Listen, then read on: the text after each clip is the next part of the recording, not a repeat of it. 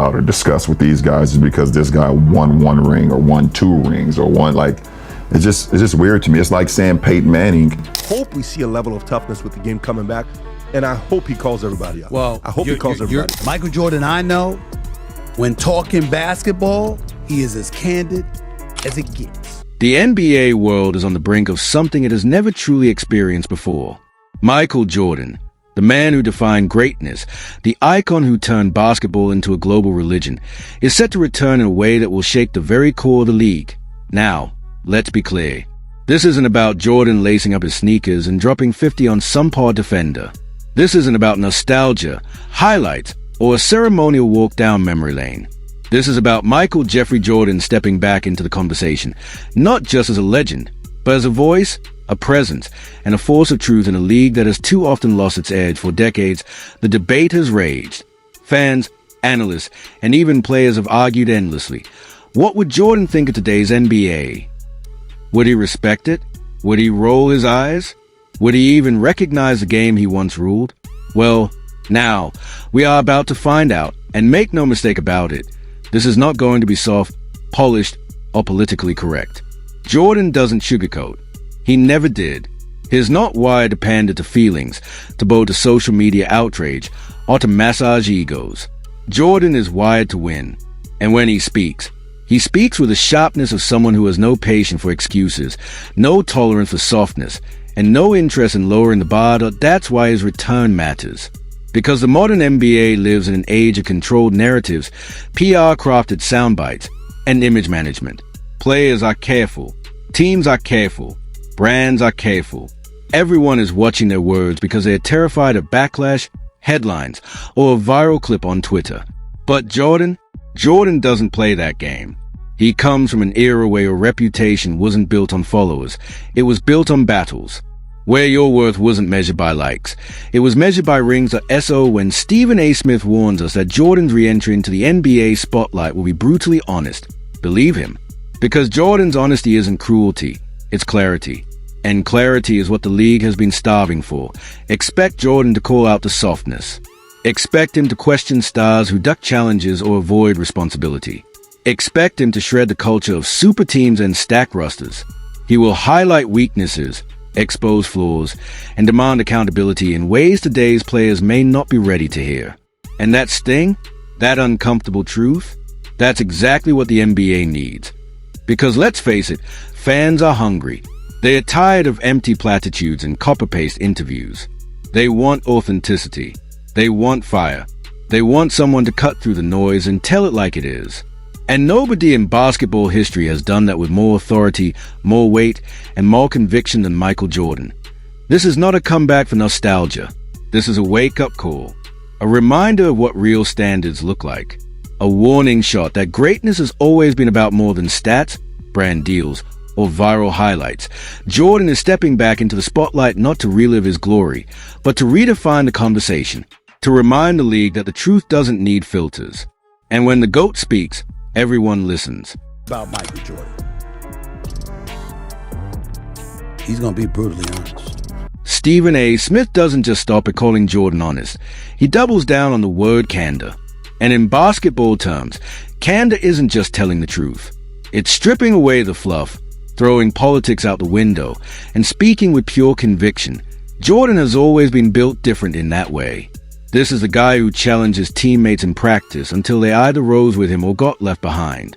This is the guy who stared down rivals and told them point blank he was going to take their heart, and then actually did it.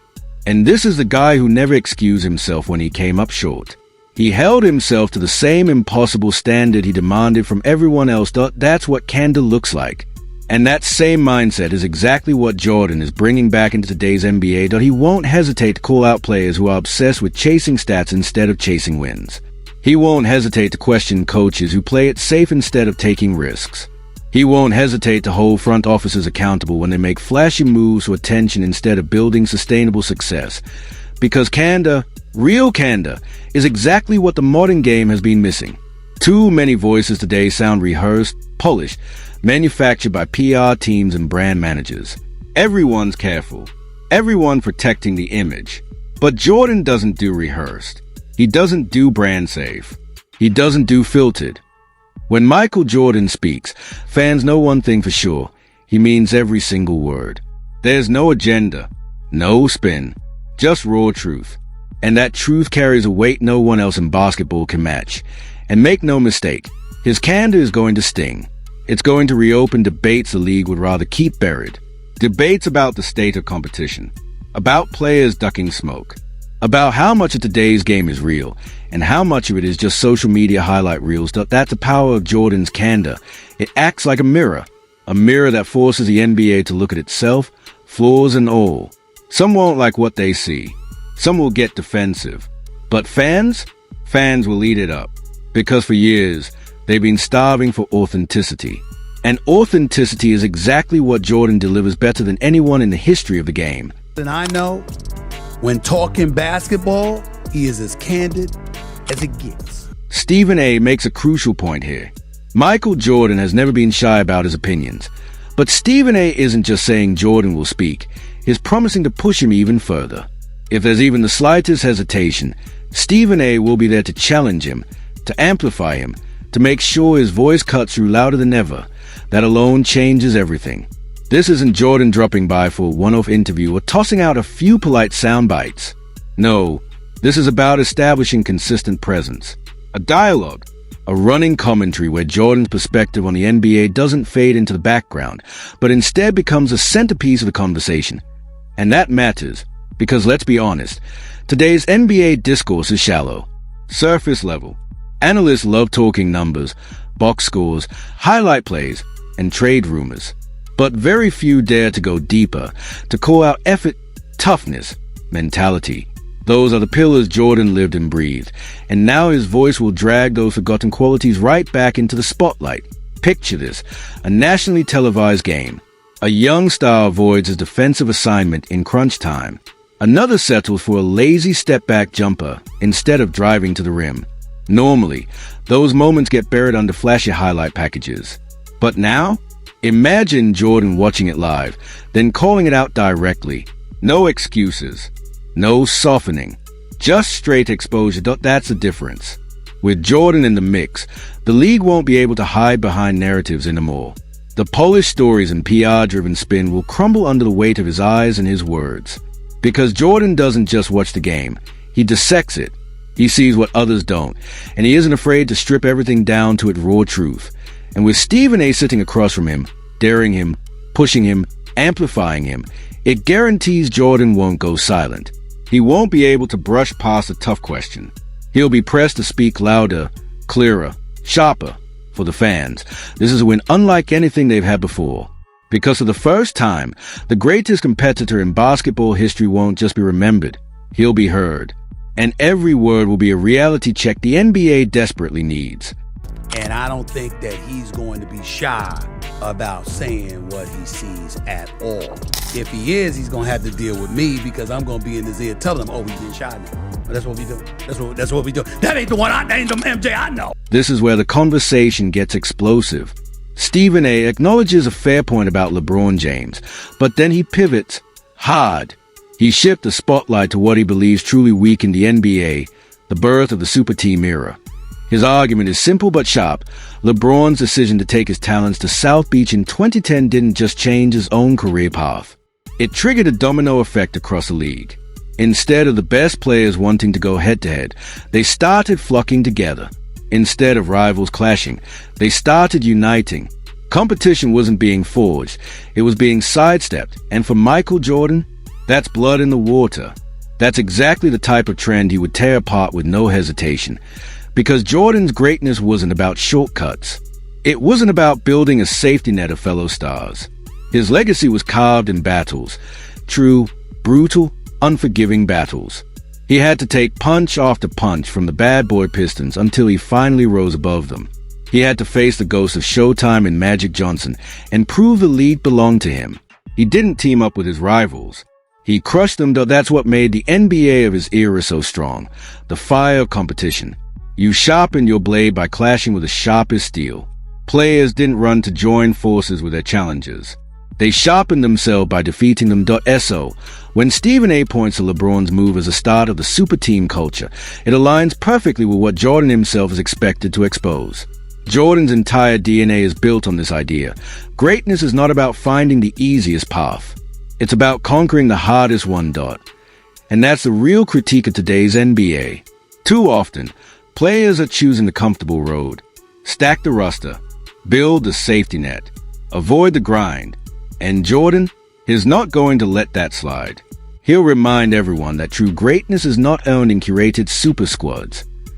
It's earned when you walk into battle outnumbered, outmatched, and still refuse a fold.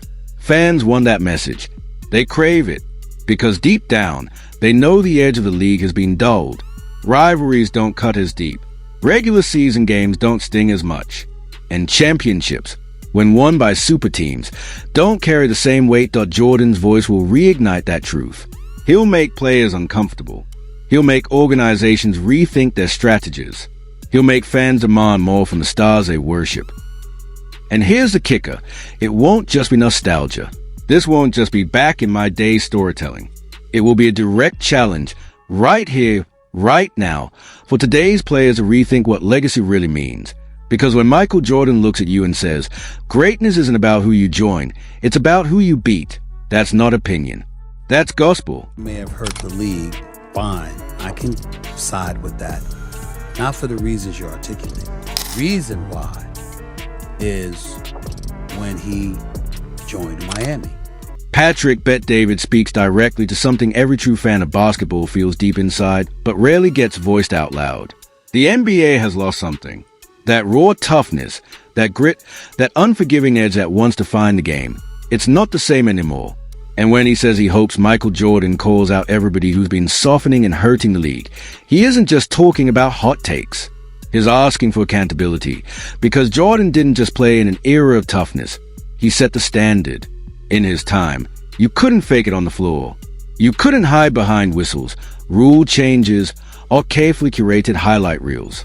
If you stepped on the court, you were stepping into war.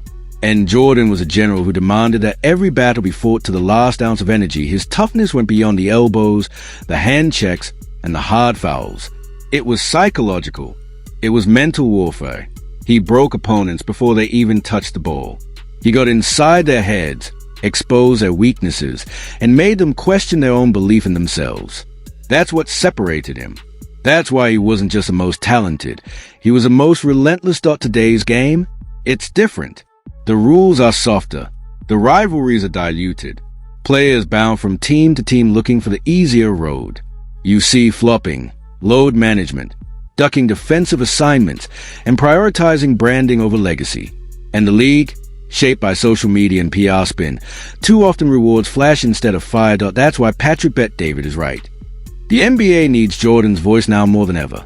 Not just as a legend looking back, but as a living authority who can call out exactly what fans already feel in their gut, that the game has lost its edge.